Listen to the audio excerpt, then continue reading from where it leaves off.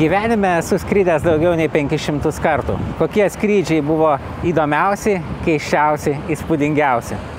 Aviacija kartu ir vienas didžiausių mano hobių, todėl tokius skrydžius prisimenu puikiai. Viską parodysiu šiam video. Unikaliausias maršrutas, kuriuo skridau, legendinis salų šoklys Island Hopper, kuris kerta Ramųjį vandenyną, tačiau ne tiesiai, o besileisdamas įvairiausiose salose pakeliui. Šalys pakeliui, kaip Mikronezija ar Maršalo salos, yra tokios mažytės, kad neapsimokėtų jas turėti atskiro reiso, taip kad salų šoklys kas antrą dieną skrisdamas į vieną pusę ir kas antrą į kitą yra vienintelis langas į pasaulį ištisoms valstybėms. Per savo medaus mėnesį ne tik perskridom visą tą 14 valandų maršrutą, bet ir išlipdavom pakeliui tose neatrastose, bet nuostabiose salose ir atoluose. O jau įlipę ten pasijutom tarsi įlipę į autobusą. Stiuardesės darbo vietoje buvo išspausdintas lapelis, kur surašyta kiekviena stotelė, kada joje nusileidžiama ir kada iš jos pakylama į tolimesnį skrydį. Vaizdai pro langus laukia tikrai nuostabus. Pavyzdžiui, čia yra Kvadžaleino atolas, didžiausias koralinis atolas apskritai pasaulyje. Tiesa, ten išlipti negalėjom, nes visas šis atolas yra viena didelė Jungtinių Amerikos valstijų karo bazė. Tačiau daugelyje salų išlipom ir pasilikom porai dienų iki sekančio salų šoklio ir lipdavom jį ir skrisdavom toliau. Štai čia Pompėja, Mikronezijoje ir garsiausia jos vieta – mistinis Nanmadolo apleistas miestas, kurį vietiniai mus gąsdino apsėdusios piktosios dvasios. O štai čia Madžiūro atolas, Maršalo salos, vieta, kur aukščiausias lygis virš jūros lygio yra vos keli metrai ir didelis pavojus, kad šita ištisa šalis nuskęs, jeigu vandenyno lygis kils. Ir ją aplanko vos keli tūkstančiai žmonių per metus. Ir Madžiūras yra toks siaurutis, kad į jį vos telpa oro uostas ir štai čia važiuojant keliu palei oro uostą, tą kelią taško bangos, tiesiog, kad nėra galimybė sutalpinti ir oro uostą ir kelią, ir tiesą pasakius, oro uostą irgi taško bangos. O čia Čiukas, kur vyko vienas didžiausių Antrojo pasaulinio karo laikų jūrų mūšių tarp JAF ir Japonijos. Būtent Čiuke laukia didžiausias nuotykis, atvykom į oro uostą ir ketinom lipti į paskutinę salų šoklio skrydžio maršruto atkarpą Čiukas Guamas. Lėktuvas atskrido, mes jį įlipom, laukiam kol pakils, bet reisą atideda ir pilotas sako, sugedo užsparnių sensorius, žiūrėsim, gal ją turės čia. Na, matęs tiek Čiuko oro uostą, tiek visus kitus oro uostus pakeliui, supratau, kad tikrai čia jokios detalės neturės. Iš viso Čiuko oro uoste nebuvo netgi nei vienos parduotuvėlės, nei vienos kavinės. Lagaminai paduodami ne konvejeriu, tiesiog įmetami pro tokią skylę. O vienintelė moderni įranga, kuri yra kiekvienam iš tų oro uostų, tai yra iš užsienio padovanotos puikios gaisrinės, kurios su švyturėliais pasitinka kiekvieną nusileidžiantį lėktuvą, jeigu kas atsitiktų. Tai galiausiai mūsų iš lėktuvo išlaipino, grąžino į tą menką oro uosto pastatą, bent jau tiek atleido išeiti į lauką, ant žolės šalia pakilimo tako. Kartu su mumis skrido mormonų misionierių grupė, tai galvojau, kad pasinaudos progą ir visas valandas, kurias ten laukiam, skleis savo tikėjimą, tačiau taip neatsitiko, jie sėdėjo ant žolytės, kaip matom čia, ir tiesiog bendravo tarpusavį. Aišku, pakaitinių lėktuvų ten nebuvo, vienintelis lėktuvas per 2 dienas sugedo. Ir naujas lėktuvas sakė, turi atskristi net iš Guamo, nors tai artimiausia didesnė sala, bet Ramiojo vandenyno mastais tai yra labai toli ir visas atidėjimas užtruko apie 7 valandas. Na tada jau pagaliau pasakė, grįžkit atgal į oro uostą, toli dangui pasirodė švieselė, atskrido naujas lėktuvas ir mes jį sulipom ir išskridom. Šis video tik apie skrydžius, nes nuotykių toj kelionėj buvo tikrai daug. Pompėjai sugebėjau susilaužyti kojos pirštą, o kai iš Guamo galiausiai nuskridom į Japoniją, tai nusileidom 2011 kovo 11 dieną, kaip tik tą dieną, kai sprogo Fukushimos elektrinė. Skrydis į Svalbardą, šiauriausią pasaulio miestą Longyearbieną. Ir ten mes skridom į poliarinę naktį. Tai buvo skrydis iš civilizacijos į visišką žmonijos paribį, kur atrodo gamta tokia atšiauri, kad kaip ten būtų įmanoma gyventi. Ir stebėtina, kad į tą vos poros tūkstančių žmonių miestelį vidurinė, kur tu gali nuskristi taip normaliai reisiniu lėktuvu, kuriame čia matom darosi vis tamsiau ir tikrai ne todėl, kad ateina vakaras, tiesiog išskrendam iš tos zonos, kur dar apskritai šviečia saulė. Kad suprastumėt, kaip toli šiauriai yra šita Norvegijos valda, pakanka parodyti štai šiuos kadrus. Čia pakeliui iš Oslo į Svalbardą mes leidžiamės Trumsiai ir čia irgi poliarinė naktis, bet kadangi leidžiamės apie vidurdienį, tai matosi, kad vis tiek yra šiek tiek šviesiau, tokios gilios poliarinės nakties ten niekada nebūna. Bet paskui, kai nuskrendam į Svalbardą, išeinam į tą tamsią pūgą, tai ten apie jokias prošvaistės negali būti nie kalbos ir negali būti nie kalbos ištisus mėnesius. Aišku, lėktuvo blaško, Svalbarde laukia tikrai unikalios kelios dienos, kur ateina į miestą šiaurės elniai, kur yra vienintelės kapinaitės, kuriuose jau nebelaidojama, nes mirusieji lygiai taip pat kaip mes atskridom, yra išskraidinami į žemyną, taip pat ir ligoniai, ir gimdyvės, ir daugybė kitų žmonių. Na šitas reisas Svalbardui tai nėra tik tai kaip eilinis skrydis, kur gali išskristi ar atskristi turistai dėl pramogos, tai yra praktiškai gyvybinė linija ir be šito skrydžio Svalbardas iš viso negalėtų gyvuoti. Tad buvo be galo įdomu juo atskristi, bet lygiai taip pat įdomu ir juo išskristi, kada po keleto dienų pertraukos vėl išvydom saulę. Sunkiai įsivaizduojamas jausmas to nepatyrusiems, ką reiškia ištisas dienas nepamatyti nė žiupsnelio dienos šviesos. Manęs dažnai klausia, koks skrydis gyvenime buvo ilgiausias. Tai mano ilgiausias skrydis buvo 11 658 km iš Dubajaus į Melburną ir jis užtruko beveik 14 valandų. Dar prieš tai turėjom atskristi į Dubajų iš Varšuvos, kas dar papildomi 4000 km. Man tokie ilgi skrydžiai patinka, per juos galiu tiek paskaityti apie šalį, į kurią skrendu, tiek labai puikiai išsimiegot. Bet kai kurie žmonės skundžiasi ir sako, kad norisi išties kojas, išlipti pasivaikščioti, dėl to netgi tom pačiom Emiratės avialinijom tarp Dubajaus ir Melburno galima skristi tiek tiesiogiai, tiek ir su papildomu nusileidimu Singapūre. Ir būtent su papildomu nusileidimu Singapūre mes ir grįžom. Bet man tikrai labiau patiko ilgasis tiesioginis skrydis. Apie Kenijos transportą galėčiau sukurti atskirą kelionių įspūdžių laidą. Kaip ten tik nekeliavom. Ir motociklais dviese susigrūdę už vairuotojo, ir spalvingais autobusais Matatu, kuriuos kai kurie keleiviai renkasi pagal tai, kokią muziką ten plyšauja. Ir tokiais baisiais Kenijos keliais, kad vietom jie tiesiog nepravažiuojami, o žmonės turintys šalia kelio sklypą tada renka pinigus už tai, kad galima būtų pravažiuoti per tą sklypą ir nevažiuoti nepravažiuojamų keliu. Na, o čia matot, kai praleidom keletą valandų, nes mikroautobusas tame pačiame kely per naktį smarkiai palijus buvo visiškai apsemtas, jo variklis buvo sugadintas ir užtruko tikrai ilgai, kol jis buvo iš čia ištemptas. Na, bet ar gali būti kuo ypatingi skrydžiai? Iš ties, kai atskridom pirmą kartą į Nairobio pagrindinį oro uostą iš Lietuvos per Turkiją, viskas atrodė įprasta kaip visur.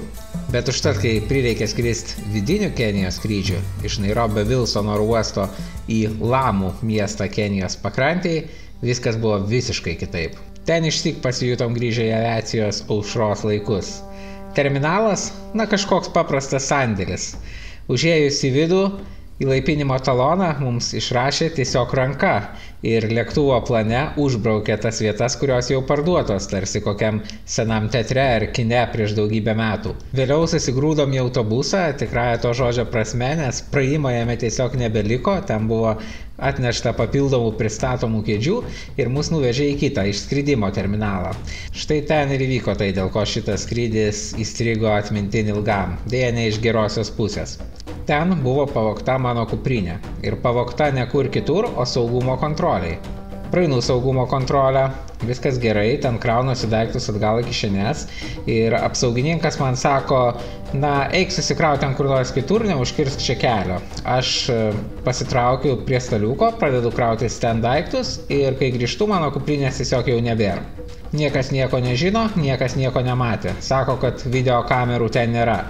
Vienas pliusas iš šito įvykio, kurio neįsivaizduotume Europoje, Amerikoje ar dar kur kitur, tai norėdami atrodyti paslaugus, oro uosto darbuotojai mane išsivedė pasivaikščioti po lėktuvų stovėjimo aikšteles. Vaikščiau ten aplink kraunamus lėktuvus, rodė man juos kraunamus lagaminus, sako, gal čia kažkur tavo kuprinė yra, gal netyčia ne į tą lėktuvą nuvežam, na aišku, nieko ten nebuvo. Paprašė užrašyti kontaktus, davė tam kažkieno panaudotą įlaipinimo taloną, užrašiau kontaktus, palikau, bet aišku, niekas taip ir nesusisiekė. Na, o vėliau keniečiai sakė, kad greičiausiai tai yra pačių oro uosto darbuotojų schema ir greičiausiai tiesiog jie nukreipia turistų dėmesį, patys tą kuprinę ir paėmė. Be abejo, įdomybės čia nesibaigė, skridom daugybės dešimtmečio amžiaus Safari Air Express lėktuvu ir nors skrydis į Lamų yra tikrai netolimas, jis dar pakeliui leidosi Mombasoje, ten reikėjo išlipti oro uostą. Kita vertus gal ir gerai, nes lėktuve neveikia tualetas. O jau atskridus į Lamų, iš oro uosto į miestą reikėjo keliauti motorinę valtim, todėl kad oro uostas yra atskiroje saloje ir iš ten nėra jokio tilto. Atgal iš Lamų grįžom jau autobusu ir šita kelionė buvo ne ką mažiau įspūdinga, kadangi šitas regionas garsėja Al-Shahab kovotojų iš Somalio veiksmais, buvo pagrobti ir turistai, įvairūs apšaudymai, dėl to autobusai iš ten galėjo važiuoti tik tai konvojumi, kartais juos lydėjo armija ir labai dažnai mus stabdydavo, išlaipindavo ir prašydavo pasų. Na tai toks kaip keistas ritualas, pavažiuoji truputį, išlipi, vėl rodai pasus, nusirašo ranka pasų duomenis, tada lipi atgal į autobusą, važiuoji toliau. Na, o ieškant pozityvių istorijos pusių, tai gavau pasivaikščiot po oro uosto lėktuvų aikšteles. Kelionės po Afriką visada kupinos netikėtumų ir iššūkių. Tiesa, kai keliavom į Žaliojo Kyšulio salas, Cabo Verde, sudėtingiausia buvo net ne patys skrydžiai, o įsigyti į juos bilietus. Su pačiu skrydžiu į Cabo Verde iš Lisabonos į Sal salą dar viskas buvo normalu, nors štai lėktuvo būklė buvo ganėtinai prasta, kaip matot iš šito vaizdo. Užtat norint pakeliauti tarp salų prasidėjo rimtos problemos. Ten skraido tik vienos avialinijos Best Fly ir tų avialinijų bilietų nėra jokiose įprastinėse svetainėse bei pardavimo sistemose, kaip Skyscanner ir kitose. Kaip mačiau iš interneto komentarų, daug žmonių nustoja ieškoti jau čia ir apsisprendžia aplankyti tik vieną Cabo Verde salą. Tačiau aš aišku radau pačios aviakompanijos tinklapį. Nusipirkau bilietą savo ir man bilietą pardavė, bet mano žmonai nepardavė. Na ir čia teko ilgai ir nuobodžiai skambinėti, aviakompanija sakė, o atsiprašom, bilietų sistema užstrigo, bandėm vėl, jinai vėl neatstrigo, na galiausiai šiaip netai pavyko įsigyti tuos bilietus. Tačiau Žaliojo Kyšulio salose susitikom daug žmonių, kurie sakė, kad visiškai pakeitė savo atostogų planus ir sakė, kad jiems bilietų įsigyti buvo neįmanoma, todėl jie apsisprendė aplankyti tik tai vieną salą. O skrydžio nuotykiai čia nesibaigė, štai laukiam Sal oro uoste skrydžio į Švento Vincento salą, na ir skrydį atideda. Aš kaip įpratęs atsidarau Flightradar 24 svetainę, kur rodo visų skrydžių esamą būklę. Žiūriu, kas ten atsitiko, kur apskritai tas lėktuvas, nes jo oro uoste nesimato, o pasirodo tas lėktuvas buvo jau beskrendantis į Sal salą iš kitos salos, šalies sostinės Prajos, bet dėl kažkokių priežasčių iškart apsisuko ir grįžo į Prają. Na ir galvojam, tai pakils vėl ar ne? O jei ir pakils iš Prajos ir atskris pas mus į Sal, tai ar paskui pakils iš mūsų oro uosto ir ar sėkmingai nusileis ten, kur reikia?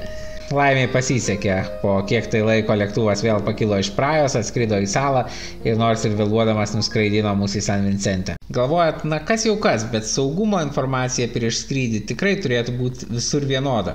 Aš irgi taip galvojau, kol neskridau religingiausių musulmonų šalių aviakompanijom, pavyzdžiui Brunėjaus ar šičia Saudo Arabijos Flyadil iš Jungtinių Arabų Emiratų skrydis į Rijadą. Prieš pakilimą čia nuskamba malda Alachui už skrydį. Allahumma anta as-sahibu fi as-safar wal khalifatu fi al-ahl. Allahumma inni. Beje, panašių dalykų mačiau ir kur kas mažiau egzotiškų šalių skrydžiuose. Pavyzdžiui, Indonezijos avialinijose greta įprastos saugumo kortelės, kurioje parašyta kaip evakuotis iš lėktuvo ir taip toliau, kiekvienos kėdės atkaltėje yra ir maldų kortelės, kuriuose surašyta, kaip 6 skirtingų religijų atstovai, tam tarpe katalikybės, protestantizmo, budizmo, islamo, turėtų prieš skrydį pasimelst už to skrydžio saugumą. Įdomu, kad tai nėra kažkokios standartinės tų religijų maldos, jos yra parašytos specialiai, o katalikų ir protestantų maldos skiriasi, nors kažkokio religinio pagrindo tam kaip ir nėra. Žinant, kad Indonezija yra viena tų šalių, kur komerciniai lėktuvai dūžta dažniausiai, malda gal įgyja ir visai kitą reikšmę.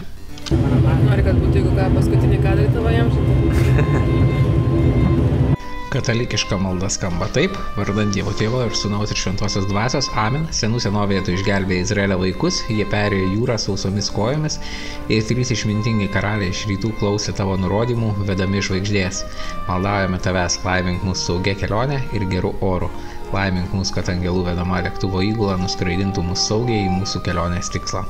Vylėmės, kad mūsų šeimos nariai bus laimingi ir ramūs, iki mes saugiai nusileisime. Te bus pašventintas savo vardas, dabar ir visados. Amen. Vardant Dievo Tėvo ir Sūnaus ir Šventosios Dvasios. Amen. Turbūt didžiausias mano gyvenimo nuotykis apima tikrai ne tik skrydį, bet šis skrydis, galima sakyti, buvo centrinėje dalis, be jo viskas galėjo pasisukti visiškai kitaip. Taigi ėjo 2020 m. kovas.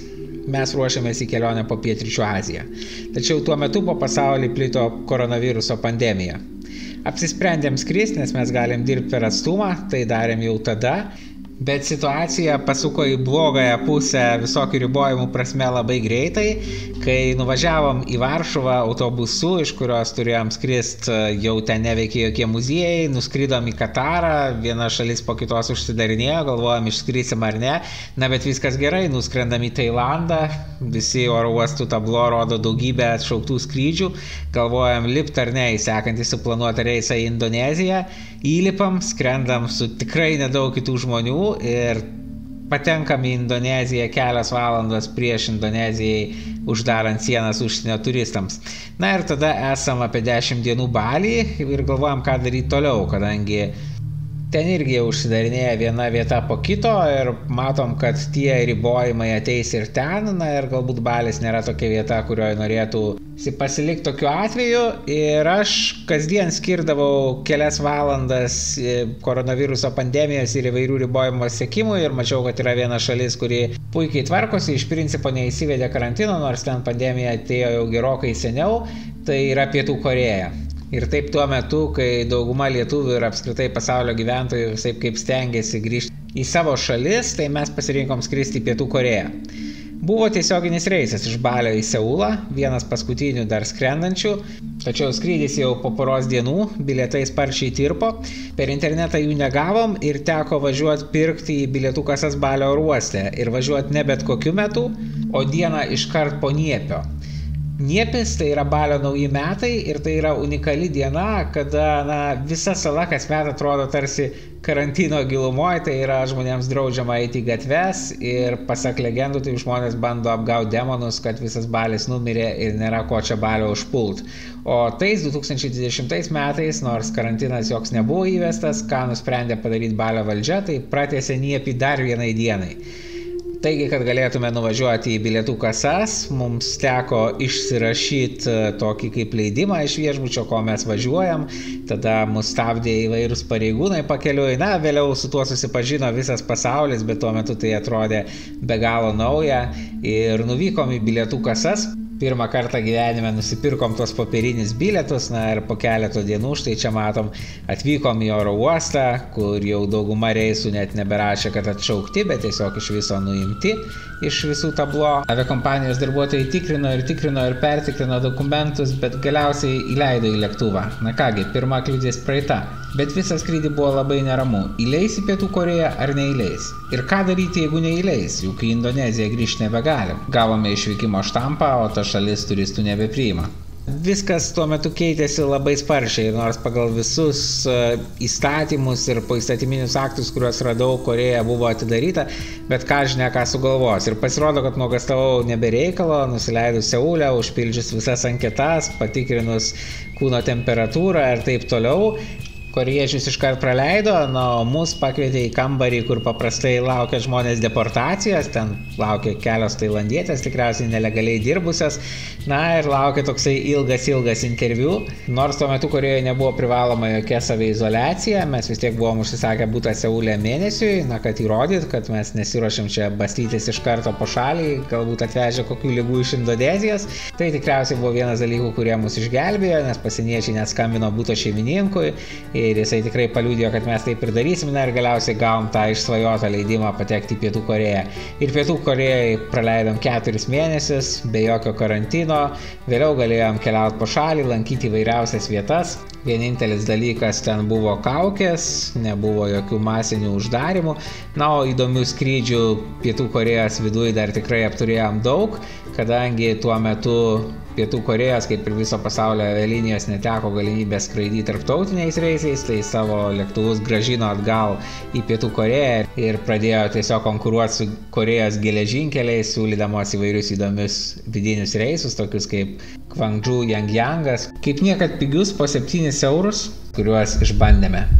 Kai pagaliau nusprendėm grįžti iš Korėjos į Lietuvą, tai tas skrydis Seulas Helsinkis Vilnius buvo ne ką mažiau įdomus, nors ir visiškai kitaip. Tuo metu ėjo 2020 metų Liepą. Tarpžemyninis skraidymas pasiekė savo žemiausią tašką, nes daugelis sienų dar buvo uždarytos. Iš kitų žemynų į Europą buvo įleidžiami tik tam tikri žmonės, pavyzdžiui, grįžtantys namo, bet reikalas tas, kad iki to laiko daugelis tų, kas norėjo grįžti namo, jau seniai buvo grįžę. Taigi atvykę į Seulo Inčiono oro uostą radom jį visiškai tuščią, o Finnair skrydį į Seulas Helsinkis suskaičiavau 27 keleivius, 315 vietų lėktuve. Niekada gyvenime neskridau tokiam tuščiam lėktuve. Na, o Helsinkio oro uostas iš vis atrodė kaip po kokios zombių apokalipsės, apie kurią kaip tik neseniai buvau žiūrėjęs filmą Traukinys į Pusaną. Tai yra visiškai tuščia, visos parduotuvės uždarytos, visi restoranai uždaryti. Na, tie 30 žmonių atskridę iš Seulo labai greitai kažkur išsisklaidė ir staiga likom visiškai vieni tarsi apleistam terminale. Aišku, apie visokius pirmus susidūrimus su to meto biurokratija, kaip ten epideminė kontrolė, grįžus atgal į Lietuvą ir panašiai, jau net nekalbu, visi su jais puikiausiai susipažino patys, kas keliavo vėliau, kai sienos pagaliau atsidarė. Beje, man izoliuotis grįžus iš Korėjos nereikėjo, specialiai skrydžiai parinkau tokį metą, kada šitas reikalavimas jau buvo panaikintas ir iš naujo dar neįvestas. Tuo metu daugelis pažįstamų Lietuvoje išvis nekeliavo, nes galvojo, kad keliauti yra tiesiog neįmanoma. Tačiau, kad ir nedaug atidarytų šalių buvo. Per 2020 metus man pavyko aplankyti 22 šalis ir tai buvo unikalus metas visom prasmėm. Viena vertus, ištisas paros praleistos domintis įvairių šalių pandeminiais reikalavimais, nenorint papulti į kokį karantiną, aiškinantis, kur ir kaip pasidaryti privalomą COVID testą, tušti oro uostai, tuščios atvykstančių ir išvykstančių skrydžių lentos. Kita vertus laukia ir tokios patirtys kaip šita 2020 rugsėjį. Čia esam vieninteliai turistai Abu Simbelio šventykloj. Buvom ir vieninteliai turistai Cheopso piramidėj. Neįsivaizduojamas jausmas buvo patirtas vietas taip, kaip jos atrodė kokiam 19 amžiui prieš visą masinį turizmą. Taigi ne tik skrydžiai tada buvo unikalūs, bet ir visas kelionės, kita vertus, būtent skrydžių sudėtingumas, ar tiksliau teisės skristi gauti sudėtingumas ir lėmė, kad šitiek mažai buvo turistų. Beje, koronavirusu nesusirgom nei 2020 metais, nei 2021 metais. Smarkiai saugojomės visose šalyse, kaip saugotis informaciją rinkom ne iš kokios geltonosios spaudos, o iš mokslinių straipsnių, realių padarytų tyrimų. Ir tikriausiai pagrindinė paskata šitaip saugotis ir buvo skrydžiai. Manęs dažnai klausia, per kiek laiko trumpiausiai įmanoma persėsti. Iš tikrųjų tai priklauso ir nuo oro uosto, ir nuo sėkmės. Bet mano asmeninis rekordas 2 minutės Belemo oro uoste Brazilijai. Papasakosiu truputį priešistorės, šis skrydis irgi vyko COVID laikais, 2021 metų pradžioj. Ta žiemą leidom Brazilijoje, kur viena vertus nebuvo visos šalies karantinų, kita vertus visokie vietiniai gubernatoriai ir merai įsvedinėjo kartais ir visokiausias keistas tvarkas ir reikėjo stengtis nepapult ten, kur tvarka pernelyg keista. Keliavom po Amazoniją, Santaremą, apturėjau nuostabias patirtis kaip nakvynė hamake ant Amazonės upės, plaukiančiam laive arba nakvynė džiunglėse.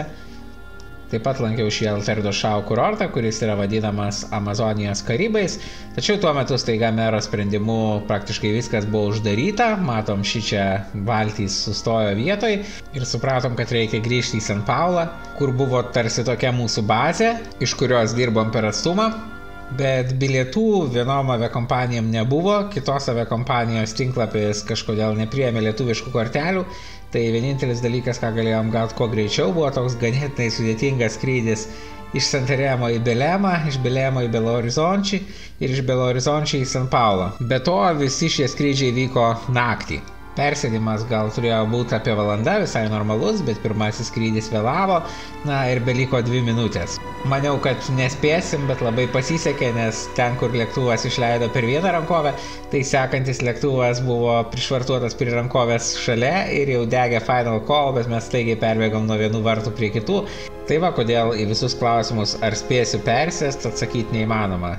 Nes jeigu lėktuvas būtų priparkuotas kitam daug didesnio oro uosto gale, tai gali nespėti ir per 30 ar 40 minučių. Kitas klausimas, kurios laukiu, koks gyvenime skrydis buvo pigiausias ir koks brangiausias. Mano kelionės principas neišlaidauti be reikalo, todėl pigių skrydžių tikrai daug, visada stengiuosi pasinaudoti visokiom akcijom. Ir tikrai dažnai esu skrydęs už pigiau nei 10 eurų arba už 15 eurų ir be jokių apgaulingų papildomų mokesčių, kurių visada išvengiu. Taip pat išsitenku su kuo mažiau daiktų, kad nereikėtų primokėti už daiktų vežimą. Kita vertus, man taip pat labai svarbu yra viską pamatyti ir patirti lankomose šalyse. Todėl, ko neatsisakau, tai patirčių. Ir kartais už tas patirtis tenka sumokėti nemažai, taip atsitiko Gvatemaloj, kur viena svarbiausių vietų yra aukščiausia apskritai visos Amerikos piramidė – El Mirador. Tačiau šita piramidė yra taip giliai džiunglėse, kad ją neveda jokie keliai, o pėsčiam tektų eiti ne vieną dieną. Be to, tas žygis irgi kainuoja brangiai. Alternatyva – skrydis sraigtasparniu. Tad pirmą kartą gyvenime nusisamdėm ištisą sraigtasparnį, su kuriuo nuskridom iš Floreso miesto apie 80 km, nusileidom Proskinoj giliai džiunglėse, iš kur jau buvo galima pėstiems nueiti iki El Mirador piramidės. Ir čia matot jau mus tos piramidės viršūnė. Išties turėjom labai įspūdingą ir įdomią dieną, tačiau įspūdinga ir tos ekskursijos sraigtasparnių kaina. Ji buvo 900 eurų 2 žmonėms. Kita vertus, viskas labai reliatyvu ir kai paskaitau, kiek panašus dalykai kainuoja kitose šalyse, tai ten gali ir tiesiog keliasdešimt minučių apžvalginis skrydis kainuoti panašiai, o čia sraigtasparnį su pilotu, su gidu turėjom visą dieną, nuskridom 80 km į El Mirador ir vakare atgal į Floreso miestą. Tikrai nesigailiu. Nuostabi patirtis skristi sraigtasparniu žemam aukštį, matyt visas tas džiunglės ir tokius kalnus kylančius iš džiunglių. Ir visa tai yra ne kalnai, visa tai yra piramidės. Tiesiog Gvatemalos majų miestai apleisti prieš maždaug 1000 metų, žmonės iš ten išsikėlė ir džiunglės labai greitai atsiima tokius apleistus miestus, užauga visur. Ir tik tai dalis piramidžių, tokių kaip didžioji El Mirador piramidė La Dampa, buvo atkastos, prakirstos jas užėmusios džiunglės, o visa kita iki šiol yra užaugę medžiais ir tai gali pamatyti tik iš sraigtasparnio. O šiandien gana paprastas skrydis, kita vertus vienas trumpiausių gyvenime, iš Melivijos, ispanų miesto Afrikos žemyne, į Malagą. Tačiau svarbiausia kelionėse neskrydžiai, bet tai, kas laukia ant žemės. Ir šiame kanale AŽ kelionės laukia daugybė kelionių dienoraščių, pasakojimą apie įspūdingiausias planetos vietas ir kito. Todėl, jeigu domina, kviečiu prenumeruoti šį kanalą. Dar daugiau pasakojimų iš mano kelionių augustinas.net tinklapyje, kur kelionių aprašymai ir vadovai po daugiau nei 100 pasaulio šalių.